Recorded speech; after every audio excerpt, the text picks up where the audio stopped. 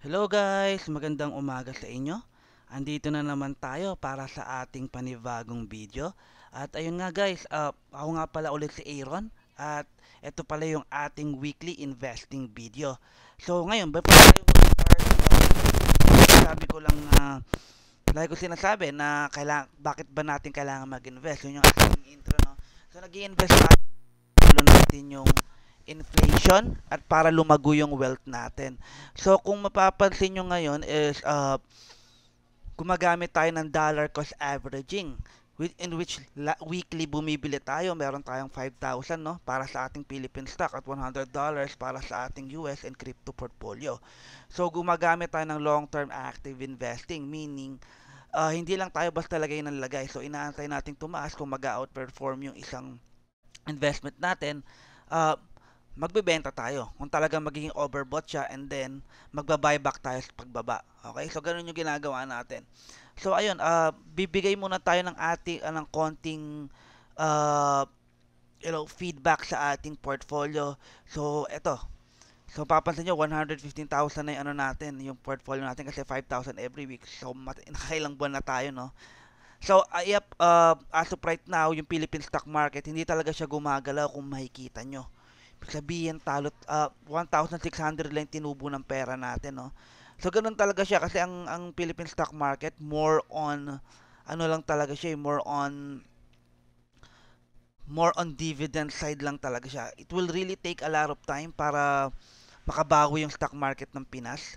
So, ayun, isa-sort ko muna yung ating portfolio based sa ating lugi at kinita. So, as of right now, kung makikita nyo, biggest loser natin is yung All Home. Talagang grabe yung binaba niya. But that is okay. That's part of investing, no? Ang importante, mas marami yung panalo mo kaysa sa talo mo. That's how it works. Hindi talaga 100% lahat yan mataas. Okay, so wag nyo nang isipin yan. So ngayon, punta tayo sa winners natin.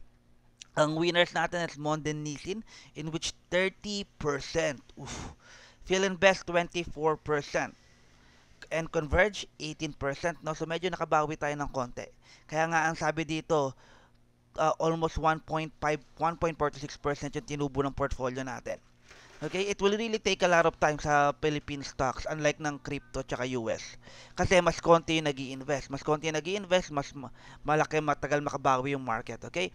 So ayun, punta tayo sa susunod natin na topic in which bago tayo mag dollar cost average o mag-invest sa ating yung 5,000 allocation natin. Ito muna no, bigyan ako ng konting financial news sa Pilipinas. So sabi dito, Philippine shares bounce ahead of inflation data. So actually nakabawi yung ano natin, yung stock market exchange ng Pilipinas o yung PSEI kung tawagin nila, Philippine Stock Exchange Index. So kinukuha nito yung 30 na pinakamalaking stocks. So yep, sabi dito 6898 or 69 no. So ayan, medyo nakabawi tayo kaya maganda 'yan.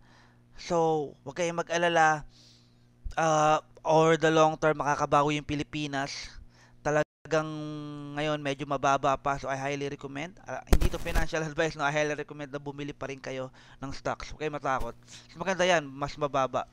Same time naman, pangalawang financial news natin is Philippine turning into investment magnet.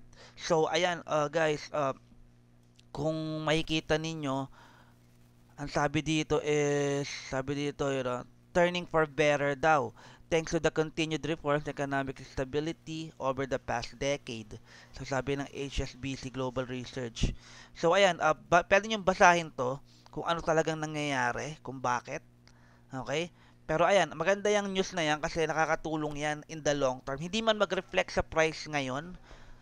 Alam ko, iba, di ba? Gustong tumaas agad yung presyo. Pero ganun talaga ang stock sa Pilipinas, matagal.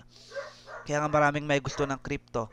Now, let's go sa ating paglalagyan ng pera natin, no?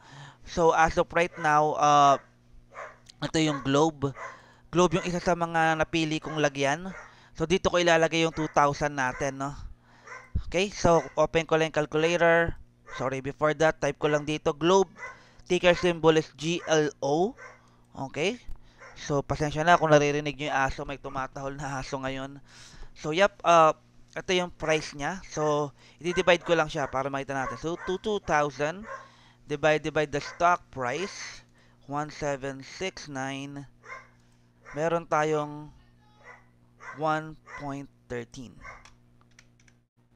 Okay, kaya 1.14 kasi maraming point.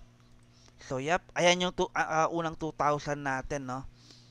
Pangalawa naman, ang lalagyan ko is mega wide. So, mega wide, ito yung isa tong from the word itself, construction corporation, isang construction company. Isa to sa pinaka-paborito kong stocks, no? Okay? So, punta ulit tayo dito. Ulitin ko, dito financial advice, okay? Gawin niyo yung due diligence, no? So, another 2,000 divided by 3.17. So, 630 point, gawin natin 631, no? Okay, so, sorry, ticker symbol na mega wide is M wide. Okay, type mo lang M wide. Oh, hindi ko makapit. M wide. Ayan siya. Sabi dito, 631 shares. So, ayan guys, 631. Hindi ko makapit. So, 2,000, the last 1,000 natin sa Sharetech Holdings Corporation, no? So, ito yung computer company to sa Pilipinas. So, semiconductor siya, so technology sector siya, no? Pwede nyo i-check yan, okay? So, ayap, ang ticker symbol niya is TECH.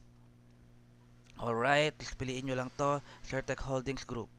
169, kunin ko lang, open ko lang yung, ano natin, so, natitirang 1,000 pesos natin, divided by 1.69. Okay, so, gawin natin 592 para walang butal, no? 592. Round off na lang natin. So, yep. Ayan na. So, guys, ayan na.